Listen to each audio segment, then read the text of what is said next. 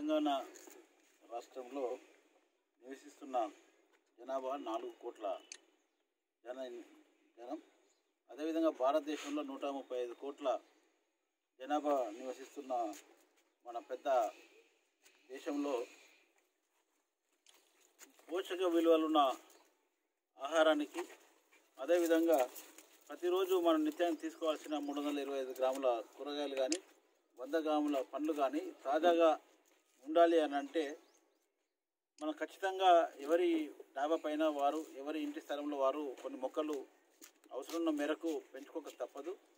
So ఈ రోజులలో వ్యవసాయం బాగా కలుషితమైపోయి విపరీతమైన చీడపీడలు, అదేవిధంగా పెస్టిసైడ్స్ వాడడం, ఫర్టిలైజర్స్ వాడడం వల్ల పోషక విలువలున్న ఆహారాన్ని మనము కోల్పోవడం, దాంతో ఆరోగ్యం క్షీణించి మనము డయాగ్నోస్టిక్ సెంటర్స్ కానీ, మెడికల్ షాప్లకు కానీ, డాక్టర్స్ కానీ కోట్ల రూపాయలు మనము ఈ మధ్యకాలంలో చూసాము.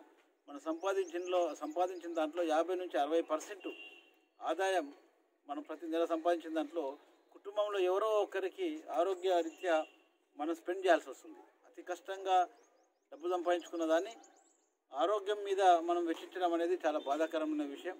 ఆరోగ్యం బాగుండాలంటే పోషక విలువలున్న సమతుల ఆహారం తీసుకోవాలి.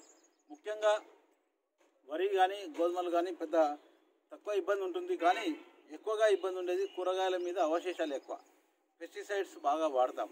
సో దానివల్ల అవి పెస్టిసైడ్ రెసిడ్యూ ఎక్కువ ఉండడం వల్ల అది మనం ఎంత ఉడకబెట్టినా కూడా, ఎంత కడిగినా కూడా కొన్ని అవశేషాలు మన మొక్కలో కానీ, మనం తీసుకునే కాయగూరలలో కానీ ఉండిపోవడం వల్ల చాలా రకాల అనర్థాలు జరుగుతున్నాయి. ఈ మధ్యకాలంలో మనం ఏలూరు ఇన్సిడెంట్స్ కూడా చూసాం. సో అలాంటి సందర్భాలలో మీరు ఈరోజు మనం భద్రాచలం పరిధిలో, మీ పేరు మాధవరావు గారు, వారి సతీమణి, మీ పేరమ్మా దివ్య, వీళ్ళు ఒక ఆదర్శ దంపతులు. తర్వాత చక్కటి చిన్న డాబా, దాదాపు ఒక 1000 అడుగులు కూడా ఉండదు డాబా, అంత చిన్న డాబా మీద వాళ్ళు చక్కగా ఒక పండ్లు, తీగజాతి కూరగాయలు, పూలు, అదేవిధంగా వారికి అవసరమున్న మేరకి కూరగాయలు సాగు చేసి, తర్వాత ఎగ్జాటిక్ ఫ్రూట్స్ కూడా వాళ్ళు డ్రాగన్ ఫ్రూట్ లాంటివి, అవకాడో లాంటి, ప్యాషన్ ఫ్రూట్ లాంటి, తర్వాత రకరకాల కూరగాయలతో పాటు, తర్వాత మనం ఎగ్జాటిక్ ఫ్రూట్స్తో పాటు పండ్ల మొక్కలు కూడా అన్నీ పెంచి మనకి వీళ్ళు ఒక ఆదర్శ దంపతులుగా ఇక్కడ ఉండడం, వీరు ఒక మార్గదర్శకం. రాష్ట్రంలోనే ఇల్లు పెద్దదా చిన్నదా, ఎంత సౌకర్యవంతం అనేది ముఖ్యం కాదు. మనము ఏ విధమైన ఆహారాన్ని మనం తీసుకుంటున్నాము, ఏ విధమైన ఆహారం మనకు కావాలి, దానికి కావాల్సిన వసతులను వారే చాలా చక్కగా ఎన్నో లక్షల రూపాయలు ఖర్చు పెట్టి వాళ్ళు టెర్రస్ గార్డెన్ పెట్టుకోలేదు. ఒక 100-150 రూపాయలకు స్క్రాప్లో ఈ ప్లాస్టిక్ డబ్బాలు కొని 30 రూపాయల కేజీ చొప్పున కొని, వాళ్ళు డ్రమ్స్ కొని ఈ వాడి గత 3 సంవత్సరాల నుంచి స్వతగా వారు ఎలాంటి టెక్నికల్గా సాయం లేకున్నా, ఎలాంటి సబ్సిడీస్ లేకున్నా వారంతటా వారు ఆన్లైన్లో కూడా కొన్ని మొక్కలు, కొన్ని కూరగాయ విత్తనాలు తెప్పించుకొని వాళ్ళు ఇక్కడ సాగు చేయడం చాలా ప్రశంసనీయం. మన భద్రాచలంలో దాదాపు 77,000 జనాభా ఉంది. ఇక్కడ దాదాపు 13,422 కుటుంబాలు నివసిస్తూ ఉన్నాయి. దాంట్లో దాదాపు 10 నుంచి 11,000 ఆవాసాలు, మంచి అపార్ట్మెంట్స్ లేకుండా ఇండిపెండెంట్ హౌసెస్ ఉన్నాయి. ఈ 10,000 హౌసెస్ పైన కూడా ఇలాంటి చక్కటి వాతావరణాన్ని ప్రతి ఒక్క కుటుంబం కూడా ఏర్పాటు చేసుకోవాలని చెప్పేసి మీ ద్వారా చెప్పుకోక తప్పదు. ఎవరన్నా కానీ భద్రాచలంలో ఎవరన్నా టెర్రస్ గార్డెన్ వేసుకోవాలనుకుంటే దివ్య గారి సూచనలు, సలహాలు తప్పకుండా తీసుకోవాలని చెప్పేసి కోరడం జరుగుతుంది.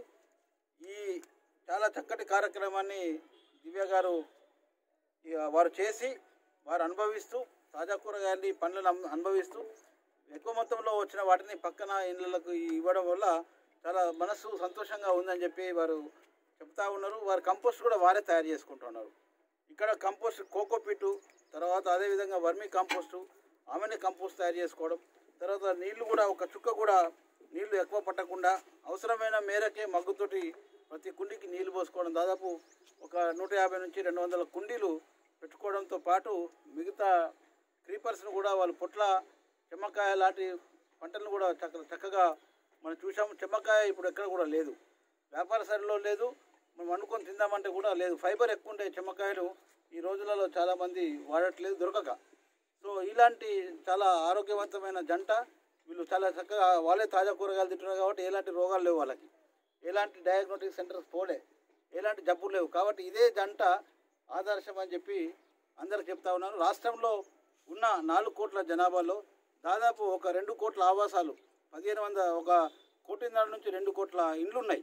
1.5 నుంచి 2 కోట్ల ఇండ్ల మీద ఇలాంటి డాబా పైన వ్యవసాయం జరిగితే తప్పకుండా తెలంగాణ రాష్ట్రం ఆరోగ్యవంతమైన రాష్ట్రంగా, తర్వాత జబ్బులకు దూరంగా, డయాగ్నోస్టిక్ సెంటర్స్కు దూరంగా ఉంటుందని చెప్పేసి చెప్పక తప్పదు.